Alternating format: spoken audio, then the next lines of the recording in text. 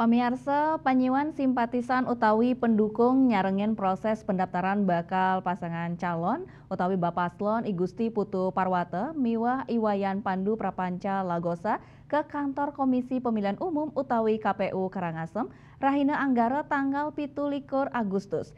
Sedurung memargi nuju kantor KPU, kaireng anoman miwah beli ganjur penyiwan simpatisan sedurungnya nih ngemiletin acara deklarasi sane kemargiang reng Taman Budaya Chandra Buana.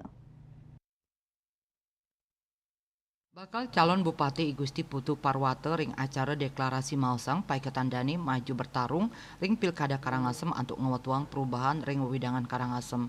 Selanturnya nih calon Wakil Bupati Iwayan Pandu Prapanca Lagosa ngewedarang maju ring pemilihan puniki mawinan masikian pikayunan untuk ngemajuang Karangasem.